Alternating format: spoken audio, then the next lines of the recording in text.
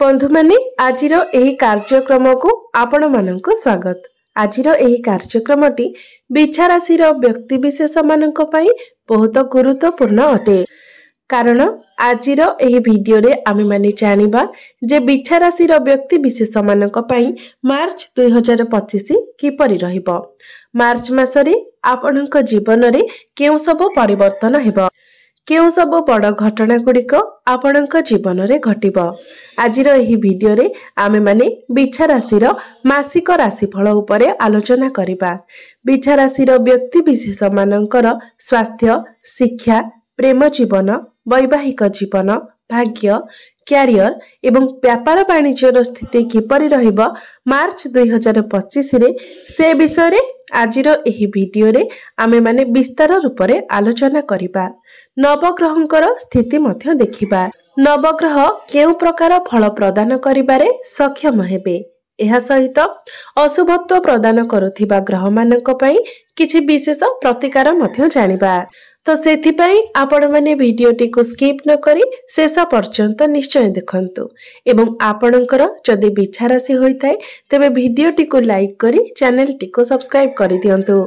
Comment box रे भक्ति एवं श्रद्धार सहित जय श्री जगन्नाथ निश्चय लिखंतु।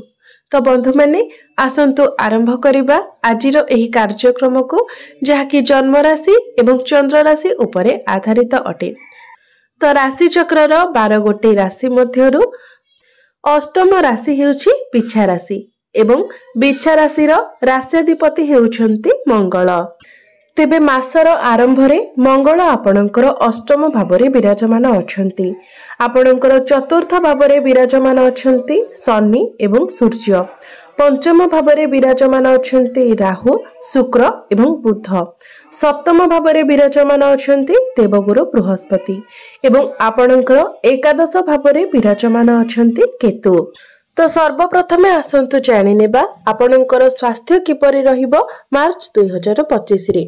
तो कुंडलीर प्रथम भावटी होइथाय आपणकर स्वास्थ्यर भाव, आपणकर इम्युनिटी सिस्टम रो भाव एवं आपणकर प्रथम भावर अधिपति मंगल आपणकर अष्टम भावरे विराजमान अछन्ति। तो बंधु माने मंगलंकर मार्च मासरे कोनोसी राशि परिवर्तन मध्य हेबार नाही, अर्थात संपूर्ण मार्च सारा मंगल आपणकर अष्टम भावरे ही रहिबे। तेबे कुंडली रे षष्ठ, अष्टम एवं द्वादश भाव को भल बोली माना जाय नथाय। एही तीनोटी स्थान को दुष्ट स्थान बोली कहा जाय थाए, त्रिक भाव बोली कहा जाय थाए।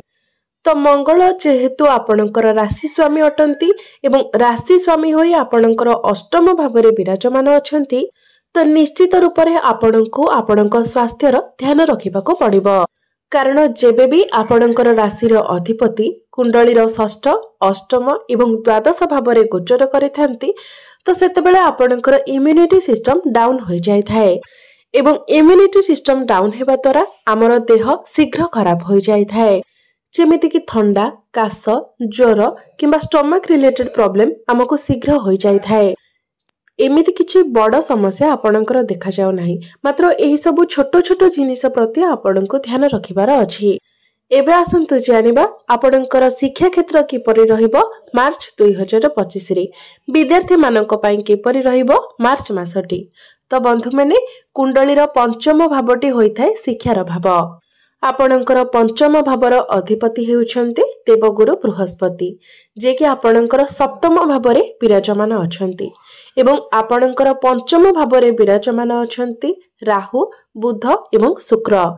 तो बंधु माने जेहेतु आपणकर पंचम भावरे शुक्र अछन्ति एवं उच्चस्थ अछन्ति, तो आपण पाठ पढ़ारे आगो को बढ़ेबा पई चिंता करिवे। आपणक मन को बहुत भल आइडिया आसीबो एवं बुध मध्य जेहेतु आपणकर पंचम भावरे अछन्ति, तो आपणकर मेंटालिटी मध्य बहुत स्ट्रांग रहिबो। आपण जेउ जिनिस भाबिबे ताको आपण कार्य रे मध्य करि पारिबे। मात्र राहु मध्य जेहेतु आपणकर पंचम भावरे अछन्ति, तो बेले बेले से आपणक मनरे भय जात कराइबे। अर्थात आपण जो क्षेत्र रे पाठ पढुछंती सेही क्षेत्र को नेके आपणक मनरे द्वंद्व आसीबो जे मु जहा पढुची ता मो कैरियर पई ठीक रहिबो। तो एभली किछि कंफ्यूजन आपणकर मन को आसीबो। जेहेतु राहु हेउछंती मुंड विहीन ग्रह, छाया ग्रह, तो सही कारण आपणक मनरे भ्रम सृष्टि हेबो। तेबे सेथिपाई आमे माने प्रतिकार वीडियो शेष रे जानिबा।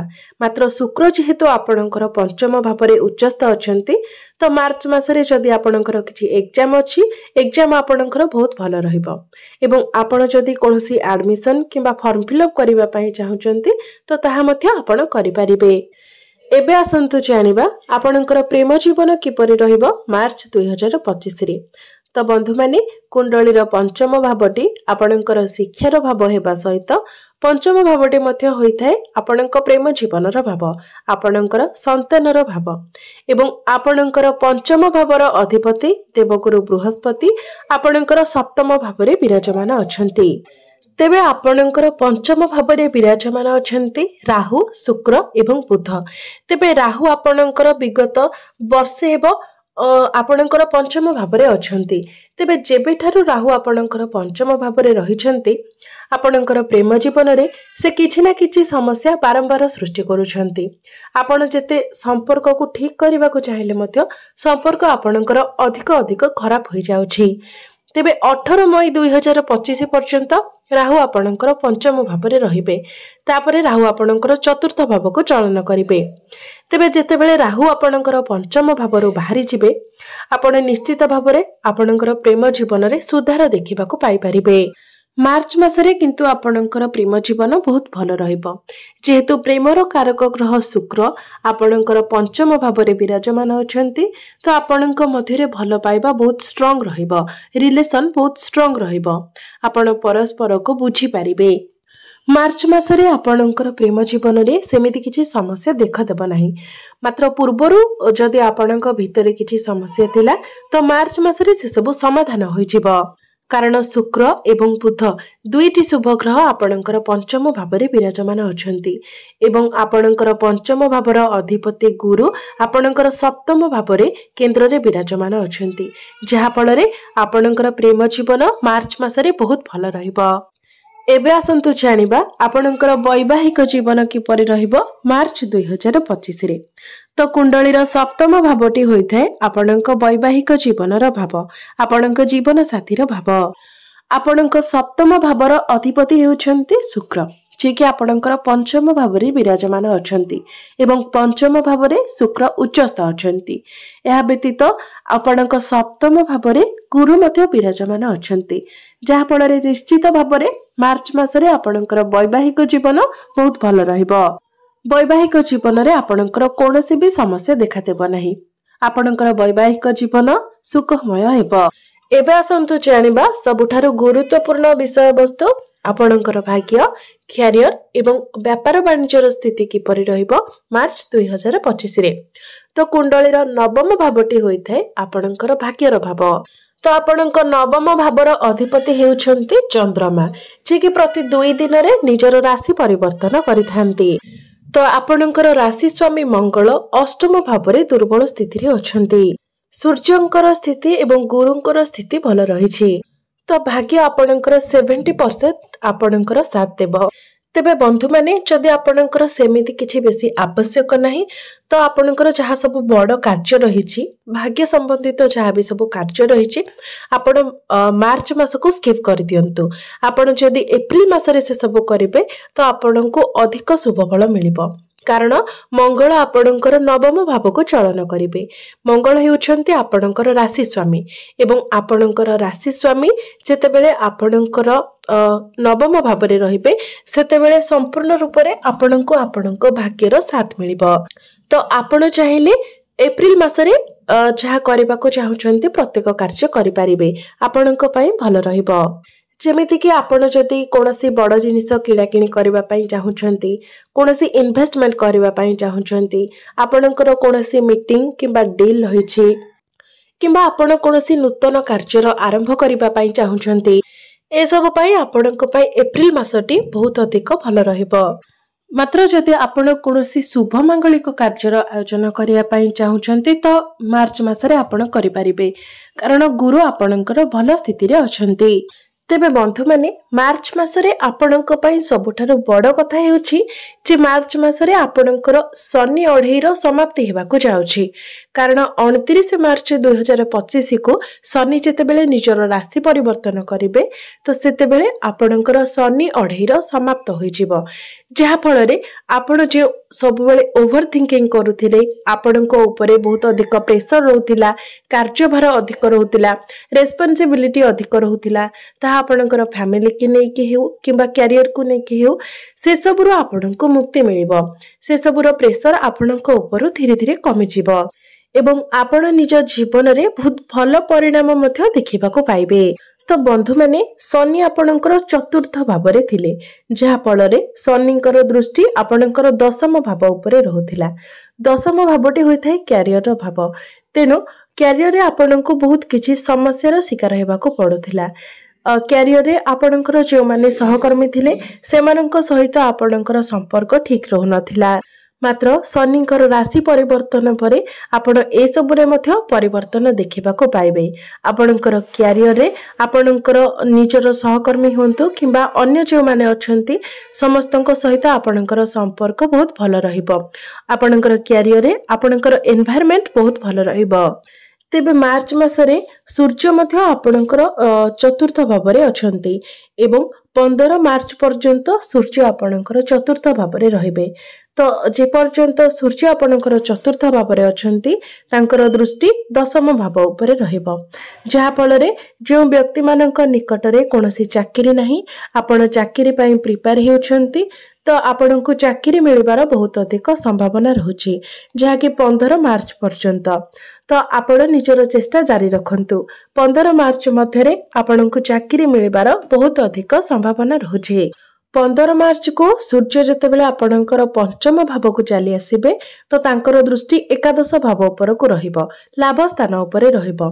सूर्य हेउछंती आपणकर दशम भावर अधिपति अर्थात आपणकर कैरियर भावर अधिपति तो सेतेबेले मध्य आपणक पई समय बहुत भल रहिबो सेति पई मास सारा आपणकर कैरियर बहुत भल रहिबो। 15 मार्च परे आपणको आपणक चाकरी क्षेत्र रे प्रमोशन मिली पारे आपणकर इनकम रे ग्रोथ आसी पारे किंबा किछि ना किछि बेटरमेंट आपणकर कैरियर रे निश्चित भाव रे हेबो।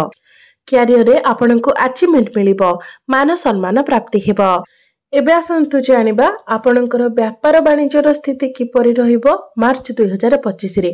तो आपणकर सप्तम भावटी होइथाय व्यापार वाणिज्यर भाव एवं आपणकर सप्तम भावर अधिपति शुक्र आपणकर पंचम भावरे उच्चस्थ अछंती।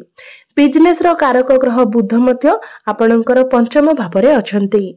शुक्र एवं बुधंकर दृष्टि आपणकर लाभ स्थान उपरे रहुची एवं आपणकर सप्तम भावरे देवगुरु बृहस्पति विराजमान अछंती। तो निश्चित भावरे व्यापार वाणिज्य आपणकर मार्च मासरे बहुत भल रहिबो आपणकर इनकम बढ़िबो व्यापार वाणिज्य रे आपणको बहुत अधिक लाभ प्राप्ति हेबो। जदि आपण कोनोसी नुआ बिजनेस आरंभ करिबा पई चाहुचंती तो सेथि पई मध्य मार्च मासटी बहुत भल रहिबो। तेबे एबे आसंतु जानि नेबा किछि प्रतिकार विषय रे जे प्रतिकार गुडिक करिबा द्वारा आपणको अधिक शुभ फल प्राप्ति हेबो एवं जहा भी किछि अशुभत्व रहुची से सब आपणकर खंडन होई परिबो। तेबे प्रत्येक दिन आपण हनुमान चालीसार पाठ करंतु। प्रत्येक दिन आपण मंगलंकर बीज मंत्र मध्य 108 थर जप करंतु। प्रत्येक दिन आपण उदित सूर्य को तंबा पात्र रे जलार्घ्य अर्पण करंतु एवं प्रत्येक दिन संध्या समय आपण चंद्रमांकर बीज मंत्र मध्य 108 थर जप करंतु। निश्चित भावरे आपणकर समस्त अशुभत्व खंडन होई आपणको अधिक शुभ फल प्राप्ति हेबो। तो बंधु माने आपणकर जीवन मंगलमय हेउ एहा ही ईश्वरंक निकटरे मोर प्रार्थना।